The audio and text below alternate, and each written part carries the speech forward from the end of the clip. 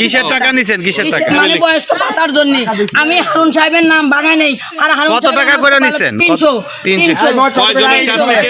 300 কতজনের কাছ থেকে? কতজন?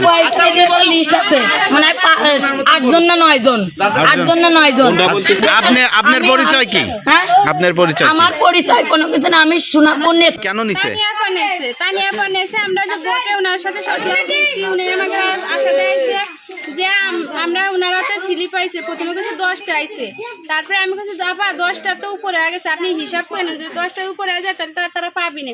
কয় না আপা অসুবিধা নেই, আমরা টাকা দিচ্ছি, উনি সব ব্যাগের বিন ঢুকাইছে, কোনো হিসাব করে নাই। কত টাকা দিচ্ছেন আপনি? আমি দিচ্ছি 1200, 400 দিচ্ছি হলো ভোটার আইডি কার্ড ট্রান্সফার করার জন্য, আর লোক ওই যে চাল ইসের কার্ডের জন্য টিসির জন্য দিচ্ছি 500, আর ওই বয়স্ক ভাতার জন্য দিচ্ছি লোক 300, 1200 টাকা দিচ্ছি। আর আমার বয়সের ভাতা করে দিবি এই জন্য নিচ্ছে 300।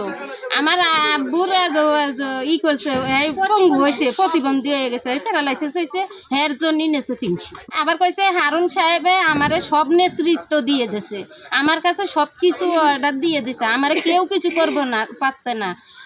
ম্যাজিস্ট্রেট, পুলিশ প্রশাসন সব আমি খুব নিয়ে পকেটে করে রাখি। প্রতিবন্ধীর জন্য কত টাকা নিচ্ছেন? প্রতিবন্ধী প্রতিবন্ধীদের ওরা 700 টাকা দিচ্ছে। আচ্ছা, 700-500 দিচ্ছে। হ্যাঁ।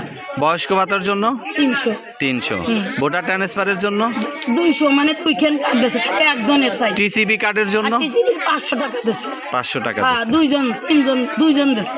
2-3 জন দিচ্ছে। একটা মিথ্যা কথা পাবো না, নিয়ে অন্যায় করছে। এখন আপনি যে এই যে আমাদের নবনির্বাচিত এমপি হারুনুর রশিদ, তার নাম ভাঙাচ্ছেন কেন? জীবনেও না, সে একটা ভালো একটা লোক, আমি তার নাম জীবনেও ভাঙাই নেই।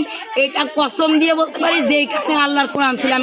আপনি তো একটু আগে বললেন যে আপনি নেতৃত্বে আছেন, একটু আগে আপনি বলছেন নেতৃত্বে কেমন, মানে তানিয়া ওই যে নেতৃত্বে, মানে আমাদের টিম দেয় না, মানে এলাকা এলাকা ভোট সবার, এইটার কথা বল।